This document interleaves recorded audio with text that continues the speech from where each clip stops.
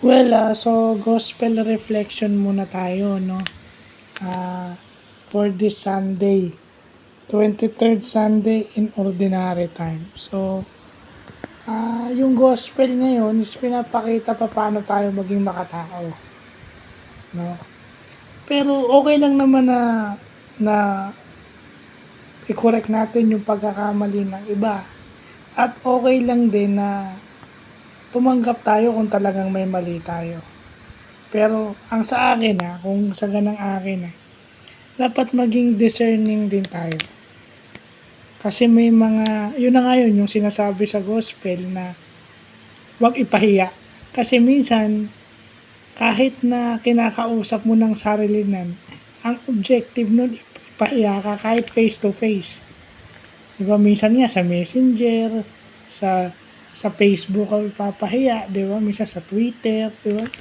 Yun, ano yung objective mo? Kasi minsan, hindi natin alam na tayo ay nakakasakit. Kaya nga sinabi nung nagmisa sa online masakya po na magdasal muna.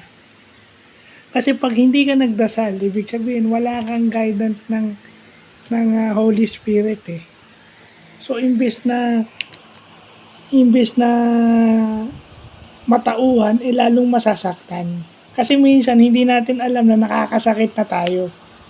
Although sige, masakit yung sasabihin natin, pero yun yung words na dapat na magre-revert, mag-change ng ways. Hindi yung nasaktan sila, lalong magagalit, lalong gagawa ng hindi maganda. So baliwala din.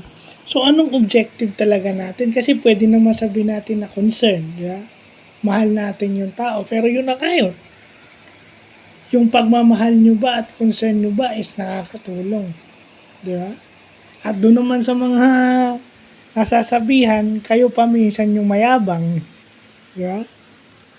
Kahit mali na kayo pa yung hindi umaamin, nagmamalaki pa kayo. Kasi hindi nyo rin alam o hindi nyo kayang tanggapin na mali kayo. Minsan nga, tingin nyo, wala kayong ginagawang mali.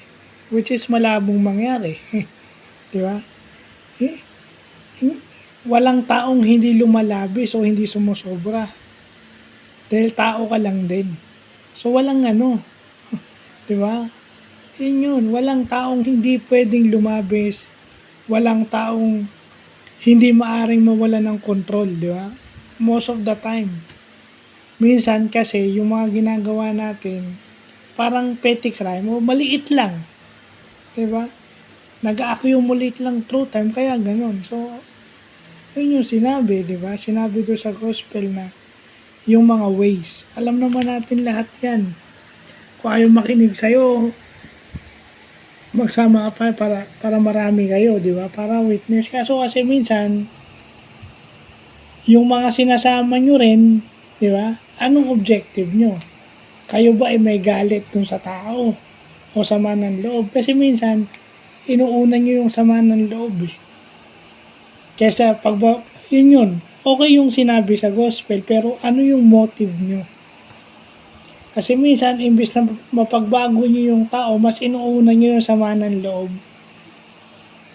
So yun yung sanang maisip natin. Ang ganda nga nitong gospel ngayong araw, itong linggo na to.